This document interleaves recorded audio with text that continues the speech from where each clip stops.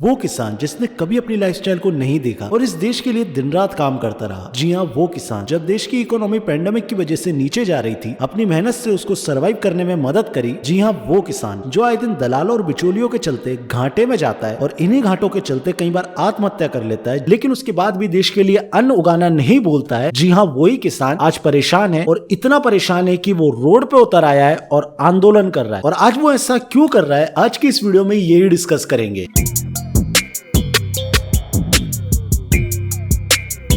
हाल ही में Indian parliament में कुछ बिल पास हुए हैं जो कि किसानों के ऊपर थे और उन्हीं बिल्स के चलते इस देश के काफी सारे किसान नाराज हो गए और वो इस बिल से इतने ज्यादा नाराज हो गए कि वो लोग आंदोलन पे उतर आए। हालांकि उनके इस प्रोटेस्ट को रोकने के लिए काफी सारी चीजें की गई। उनके ऊपर आंसू गैस के गोले छोड़े गए, उनके ऊपर वाटर फायर करवाया गया, उनके रास्ते में बैरिकेड्स लगाए गए और कई कई जगह तो हाईवेज को भी खोद दिया गया ताकि वो आगे न जा पाए। लेकिन इन सब चीजों का असर फार्मर्स के ऊपर नहीं पड़ा और वो पहुंच गए दिल्ली प्रोटेस्ट करने, अपनी मांग रखने।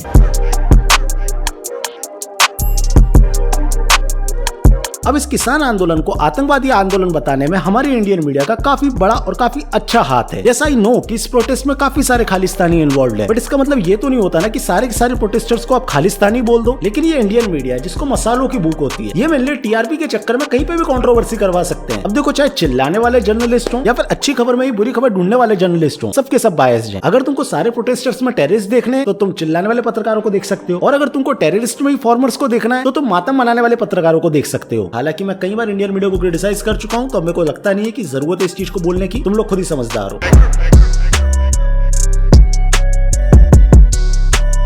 अब देखो, कंगना राणावत को एक्टर से क्वीन किसने बनाया? तुमने। तुम उसके एक ट्वीट से खुश हो गए, एक ट्वीट से ना खुश हो गए। नहीं, सीरियसली तुम लोगों की चॉइस ना इंडियन रोड्स की तरह है, आड़ी टेढ़ी। तुम फट से किसी को भी अपना आइडल मान लेते हो और फट से किसी के भी हेटर बन जाते हो। खैर, वो तुम्हारा ओपिनियन है। कंगना ने क्या किया ये मैं आपको समझा देता हूँ, क्योंकि काफी लोगों को इस कंट्रोवर्सी के बारे में पता नहीं। कंगना ने आज से कुछ दिन पहले एक ट्वीट किया था जिसमें उसने एक फोटो शेयर किया और उसमें ये लिखा कि ये दादी 100 रुपए में प्रोटेस्ट में जाती है। हालांकि वो इस ट्वीट में बिरयानी वाली दादी की बात कर रही थी, बट उसने फोटो गलत पोस्ट कर दिया। हालांकि इसकी वजह उसको क्रिटिसिज्म मिला तो उसने इस पोस्ट को डिलीट कर दिया। बट मेरी नजर में पोस्ट डिलीट करने के साथ साथ, पोस्ट डिलीट करना चाहिए था बट उसके साथ साथ एक अपॉलॉजी देनी चाहिए थी। अगर वो एक अपॉलॉजी दे देती तो इतना ड्रामा ही नहीं बढ़ता। बाकी इंडियन हम सब जानते हैं, शी इज फ्रॉम बॉलीवुड और बॉलीवुड कभी ढंग की चीज दे सकता है? नहीं, बिल्कुल नहीं। आज तुम जैसे स्टार मान रहे हो, वो आने वाले 1-2 साल के अंदर उल्टा सीधा स्टेटमेंट देगा, फिर तुम उसके खिलाफ भी हो जाओगे। समझ रहे हो ना? अब देखो, ये प्रोटेस्ट चल रहा है तो जाहिर सी बात है कहीं ना कहीं इसमें डिमांड्स भी होंगी फार्मर्स की। अब ये जो डिमांड्स हैं, मैं अगर एक्सप्लेन करूंगा तो ऐसा लगेगा कि मैं बायस्ड हूं, क्योंकि कहीं ना कहीं तुम लोग मुझे बायस समझते हो। भाई, कोई 1 रुपया नहीं देता। तुम प्लीज किसी से भी मुझे फंडिंग दिलवा दो, मैं कर दूंगा, लेकिन अभी 1 रुपया नहीं मिलता मुझे।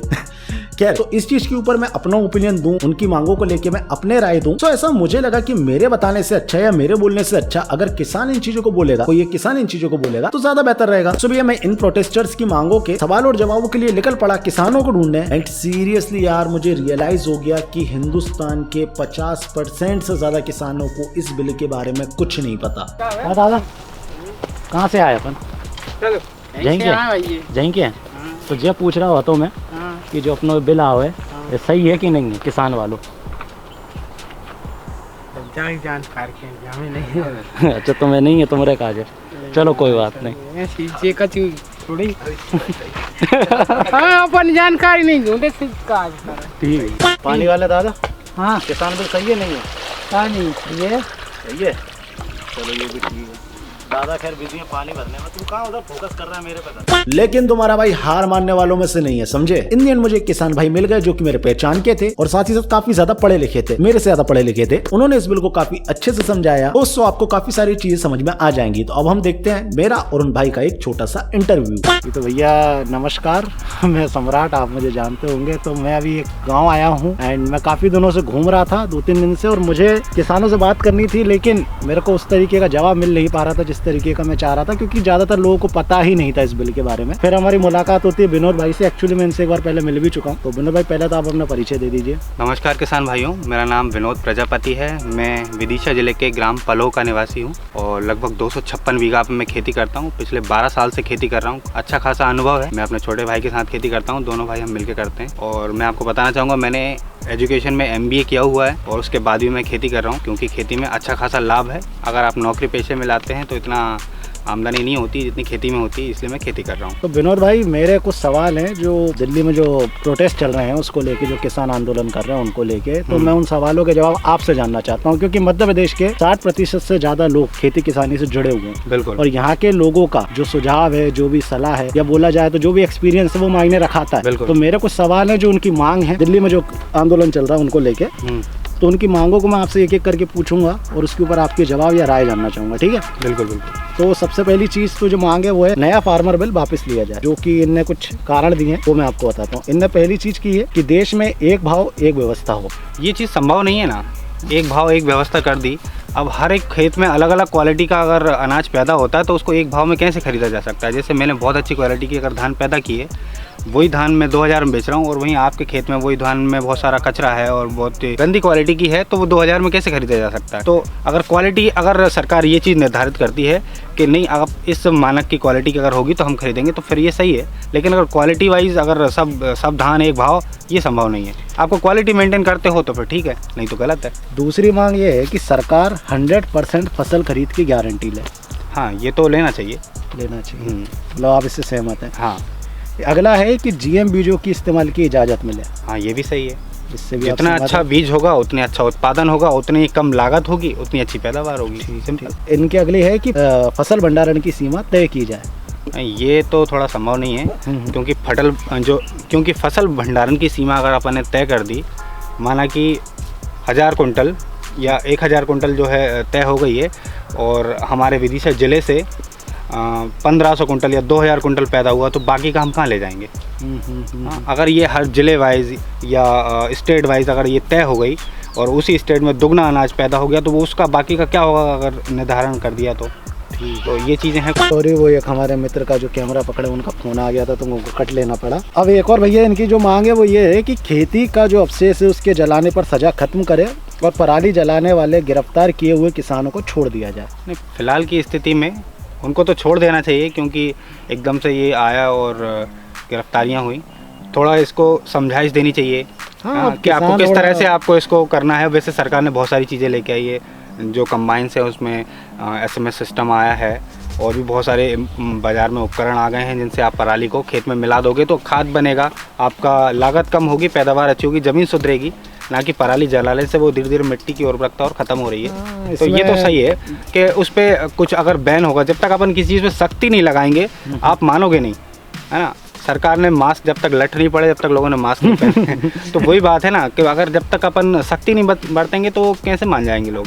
तो उसके लिए प्रॉपर एक टीचिंग व्यवस्था रख दी जाए, जैसे किसान को कि भाई इस तरह से आपको करना है, ये हम सुविधाएं दे रहे हैं। गलत हो जाए। हाँ, वो भी सही। फिलहाल मैं ज़रूर उनको छोड़ देना चाहिए, ये एकदम से सही है, थोड़ा मुझे ठीक नहीं लगा। अब इनका है कि किसानों के सभी तरीके के कर्ज माफ़ हों।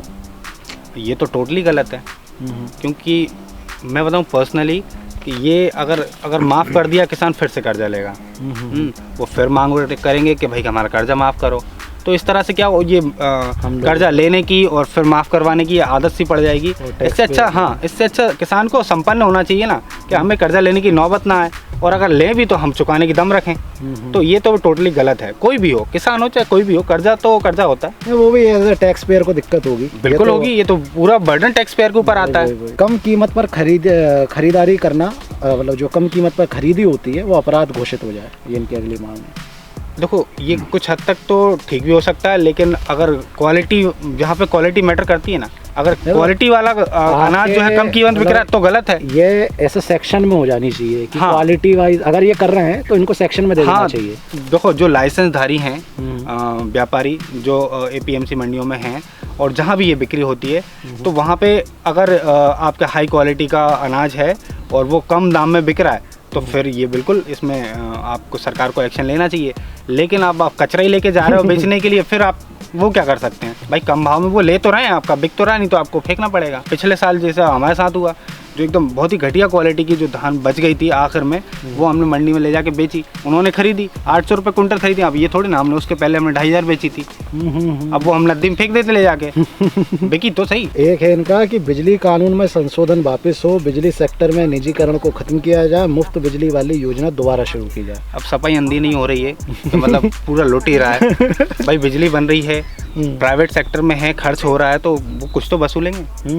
अगर वो माफ़ करते ही रहेंगे तो वही है ना कि मैंने बोला कि आदत पड़ती जा रही है। और इसी में ही है जुड़ा हुआ कि डीजल के प्राइस कम हो। पहली चीज़, अगर कम नहीं कर सकते तो आप डायरेक्ट हमको वो सर्विस दे दो कि हम अरब से या जहाँ से पेट्रोल आता है वहाँ से हम डायरेक्ट। तो एक तरफ आप मांग कर रहे हो कि भाई प्राइवेट सेक्टर को क्यों घुसेड़ रहे हो, और फिर वही आप में इतनी कुब्बत है भाई, जैसे कि कोई नदी से नहर से लाता है कि 2000 फीट लाइन डालने में 5-7 लाख रुपए लग जाते हैं, और आप अरब से लाइन डालोगे कितना खर्चा हो जाएगा, आप खुद तो कर नहीं पाओगे, प्राइवेट सेक्टर में जाना पड़ेगा। प्राइवेट में जाना पड़ेगा, वही मुझे लगा बात वहीं आ जाती है। अब प्राइवेट में अगर कोई गया तो फिर वही कोई बन जाएगा लीडर। वैसे भी कि जो जितना माना कि 100 यूनिट अगर जो है डीजल जल रहा है अपन एक साल में, तो उसमें से मात्र 10% भी किसान यूज़ नहीं करता होगा, बाकी सब तो ट्रांसपोर्टेशन और ये इंडस्ट्री वगैरह वगैरह इधर उधर होता है। तो वो 10% के लिए पूरे को ये क्या है, मतलब कहीं से लीगल लगता ही नहीं ना। अब भैया के साथ हम जा रहे हैं थोड़ा जामफल वगैरह खाने, और उसके बाद करते हैं जो APMC उस पर चर्चा। आप लोग देखते रहिए, चलिए भैया।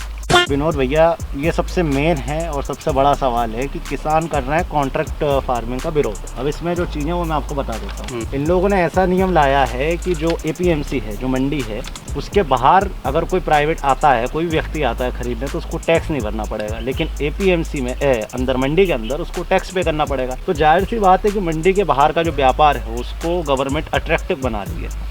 तो इससे किसानों के अंदर ये डर है कि अगर बाहर का मार्केट अट्रैक्टिव हो गया, टैक्स फ्री हो गया, तो जाहिर सी बात है मंडी की वैल्यू गिरेगी, हो सकता है MSP की भी वैल्यू गिर जाए।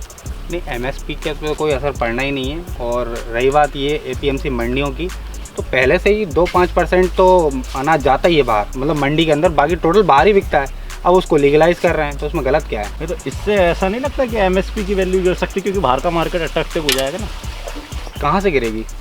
माना कि MSP अभी 2000 रुपये चल रही है और बाहर का मार्केट ऑलरेडी आपसे MSP से ज़्यादा खरीद रहा है, तो फिर वैल्यू कैसे बढ़ी ना वो तो। अब MSP तो हमेशा रेडी है और उस चीज़ पर खरीदने के लिए। मान के चलो किसान तो ज़्यादातर किसान कम पढ़े लिखे होते हैं। अब उनने कॉन्ट्रैक्ट फार्मिंग करी, प्राइवेट कंपनी आई और उन दोनों के बीच हो गई लड़ाई झगड़े पे, जो भी हो एट ऑल, उनके साथ स्कैम हो गया। तो इस स्कैम से निपटेंगे कैसे वो? तो ना वो वकील हायर कर सकते हैं, ना वो इतने काबिल होते हैं कि ऐसे कॉन्ट्रैक्ट को। तो वो जो बिल है ना, बिल में साफ लिखा हुआ है कि जो कॉन्ट्रैक्ट होगा ना, उसके अंदर जो APMC की जो मंडी समिति है वो इन्वॉल्व रहेगी, और DM डिस्ट्रिक्ट मजिस्ट्रेट उनकी मध्यस्थता में ये बॉन्ड होगा। और इसमें से जैसे कि अगर 10 नियम इनके सामने रखे गए हैं ना इसको सुलझाने के लिए, 10 में से 7 तो किसानों के पक्ष में ही है। अच्छा, हाँ, तो कहाँ से विवाद होगा? और सबसे बड़ा और मेन सवाल ये भैया कि एक निर्धारित MSP क्यों नहीं दे रही गवर्नमेंट? दे तो रही है यार। कहाँ दे रही? लिखित में नहीं दिया ना। तो तैयार तो है वो। नहीं, अब ये बात है ना कि लिखित में क्यों नहीं दे रही। अभी लिखित में दिया नहीं है तो लोगों के अंदर डर है। देखो, MSP को लेकर उन्होंने कभी ये नहीं कहा कि हम इसको MSP को ख़त्म कर देंगे। जबर में MSP को विवाद में बना दिया कि MSP ख़त्म कर दी जाएगी, जबकि ऐसा कुछ बोला ही नहीं उन्होंने कि हम MSP ख़त्म करेंगे। MSP अपनी जगह है और रहेगी। खैर, ये तो अब जो भी होगा वो जैसा तय करेगी गवर्नमेंट। लेकिन मेरा यही है कि कोविड की सिचुएशन है, थोड़ा जल्दी मामला सेटल हो जाए। ये तो मैं सरकार के लिए कहूँगा कि इसको जल्दी से शॉर्ट आउट कर दें, क्योंकि एक तो कोविड महामारी फैली हुई है और उसी पे से इतनी सारी भीड़ भाड़ और प्रोटेस्ट जैसी स्थिति में ये और भयानक रूप ना ले ले। इससे वैसे ही लड़ रहे हैं अपन, वैक्सीन आने में वैसे ही बहुत समय है, पता नहीं कितना समय है। वैसे मोदी जी ने कह दिया कि आ जाएगी जल्दी, लेकिन अगर एकदम से पेशेंट बढ़ गए तो संभालना मुश्किल हो जाएगा ना। तो इसको जल्दी से जल्दी शॉर्ट आउट करें, ये ज़रूर मैं बोलूँगा सरकार से कि भैया जल्दी जल्दी कर लो जो भी कर रहा हो। ठीक है, तो भैया ये थे हमारे विनोद भाई। अब इनके गांव का नाम मुझे अभी भी याद नहीं है। पलो गांव है, जिला विदिशा। ठीक है, 250 बीघा, 256, मतलब पूरे विदिशा बराबर हो गई 256। नहीं है ना, अरे जरा सी जगह होती है और क्या।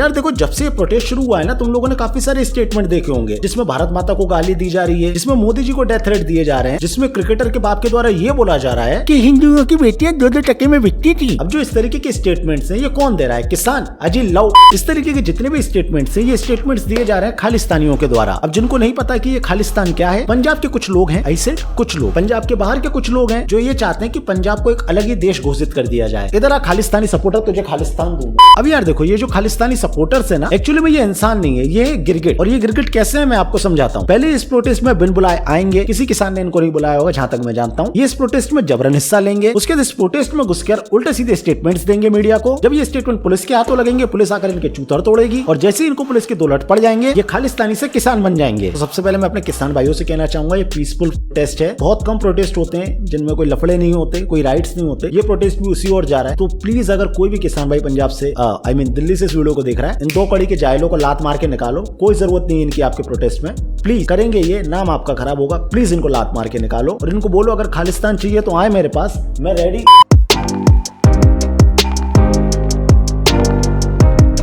अब काफी लोग बोल रहे हैं कि ये जो प्रोटेस्ट है वो पॉलिटिकल मोटिवेटेड है। अब ये पॉलिटिकल मोटिवेटेड है या नहीं, ये आपको अगले पॉइंट में क्लियर हो जाएगा, लेकिन इसमें पॉलिटिक्स इन्वॉल्व है या नहीं, मैं इसी पॉइंट में क्लियर कर देता हूँ। इस प्रोटेस्ट को बड़ा करने सबसे पहले कौन सी पॉलिटिकल पार्टी आई? अकाली दल, जिसकी इस वक्त पंजाब में गवर्नमेंट है। जब ये बिल पंजाब में पास ही नहीं हुआ, स्टेट गवर्नमेंट चाहे तो सेंट्रल गवर्नमेंट द्वारा बनाए गए बिल्स को रिजेक्ट कर सकती है, जिस तरीके से बिहार ने सीए को कर दिया था। सेम चीज इधर भी हुई। जब ये बिल आया तो पंजाब ने सीधा बोल दिया, पंजाब गवर्नमेंट ने सीधा बोल दिया कि हम इस बिल को नहीं लेंगे। जब ये बिल वहां पे लागू ही नहीं हुआ तो आप क्यों आ रहे हैं प्रोटेस्ट करने? आप ऑल ओवर इंडिया के लिए तो नहीं आ रहे हैं। इतना बेवकूफ ना मैं हूं ना दूसरी जनता है। इस प्रोटेस्ट में अपोजिशन भी इन्वॉल्व हो रही है। अपोजिशन का इन्वॉल्व होना बनता है, और अपोजिशन से मेरा मतलब है सिर्फ एक पार्टी कांग्रेस, उसका इसमें इन्वॉल्व होना बनता है, क्योंकि गवर्नमेंट के हिसाब से वो जो भी कर रही है वो सही कर रही है, चाहे वो गलत ही क्यों ना। एंड अपोजिशन की भी यही ड्यूटी है कि गवर्नमेंट ने कुछ भी करे, अच्छा बुरा, इनको बुरा ही बोलना है। इसी चीज का नाम डेमोक्रेसी है। बट बाकी की पॉलिटिकल पार्टीज इसमें क्यों इन्वॉल्व हो रही है? खासकर वो पार्टीज जिनका इनसे कुछ लेना देना ही नहीं है। सीरियसली कास्ट पॉलिटिक्स करने वाली पार्टीज इसमें इन्वॉल्व है। फॉर एग्जाम्पल आप चंद्रशेखर रावण का ले सकते हैं। वो इस प्रोटेस्ट में आकर बोल रहा है कि मैं किसानों के साथ खड़ा हुआ। भाई किसने मांगा तेरा साथ? मुझे एक किसान का स्टेटमेंट दिखा दे जिसने ये बोला कि रावण भाई हमारे साथ आ जाओ। अरे जाकर ट्विटर पर टॉक्सिसिटी फैला भाई। एंड चलो ये इंडियन है, बट इस प्रोटेस्ट में कनेडियन पीएम क्यों कूद रहा है? हम आपके साथ खड़े। भाई तुम प्रोटेस्टर्स के साथ अपने देश में क्या करते हो? अगर ये बता दिया ना, 2 कौड़ी की औकात नहीं बचेगी तुम्हारी। हमारे देश का इंटरनल मामला, हम तक रहने दो।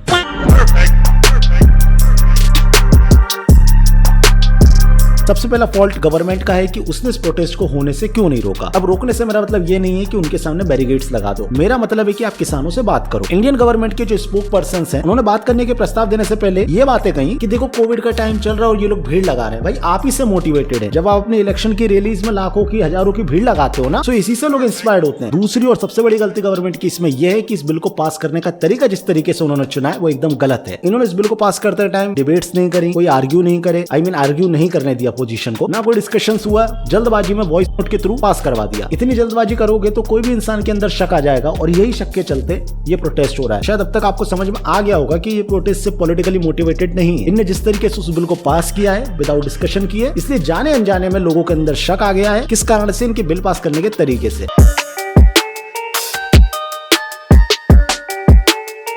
फिर इन दी एंड मैं यही कहना चाहूंगा, ये जो भी मैटर चल रहा है वो जल्दी से जल्दी सॉल्व हो जाए, क्योंकि हमारे किसान भाई अपनी जमीनें छोड़ के, जिससे उनका घर चलता है, वो इस वक्त प्रोटेस्ट कर रहे हैं। उनके जाने से उनकी फैमिली वहाँ पे परेशान है। इनफैक्ट मैंने कई वीडियो, फोटोज जिसमें दिख रहा है कि उनकी फैमिली खेतों में काम कर रही है, क्योंकि वो यहाँ पे प्रोटेस्ट कर रहे हैं। वो पॉलिटिकली मोटिवेटेड है या फिर उनकी मांगे जायज है, ये गवर्नमेंट को सुनना चाहिए, समझना चाहिए और उनको वापस भेज देना चाहिए, क्योंकि उनका यहाँ रुकना दोनों तरीके से खराब है। पहला उनकी खुद की हेल्थ के लिए और दूसरा देश की इकोनॉमी के लिए। इन दी एंड कुछ भी हो, मैं यही चाहूंगा कि जल्दी से जल्दी इस चीज का सोल्यूशन मिले। आप भी यही प्रे कीजिएगा और वीडियो को शेयर कीजिएगा। अगर आप वीडियो शेयर नहीं करेंगे तो मेरे व्यूज नहीं आएंगे, और अगर मेरे व्यूज नहीं आएंगे तो फिर वही बातें शुरू हो जाएंगी। मुझे भी वही करना पड़ेगा। Guys this video is sponsored by 1xBet। इस वेबसाइट में जाकर आप सट्टेबाजी करके लाखों रुपए कमा सकते हैं। आप क्रिकेट में भी पैसा लगा सकते हैं, फुटबॉल में पैसा लगा सकते हैं। आप लोग मेरा प्रोमो कोड सम्राट भाई यूज करके $100 का बोनस ले सकते हैं। वेबसाइट की लिंक मैंने डिस्क्रिप्शन में दे दी है। लिंक पर क्लिक करो और वेबसाइट पे जाओ और करोड़ों रुपए कमाओ। चाहते हो ये दिन वापस आए? नहीं ना तो वीडियो को शेयर किया करो, वीडियो को लाइक करो, कमेंट करके अपना ओपिनियन दो, सब्सक्राइब सब्सक्राइब का मैं बोलता नहीं हूँ, वो तो तुम्हारी इच्छा है, कर दो। बहुत स्लो बढ़ रहे हैं, शेयर करोगे, नए लोग सब्सक्राइब करेंगे तो चैनल की ग्रोथ बढ़ेगी।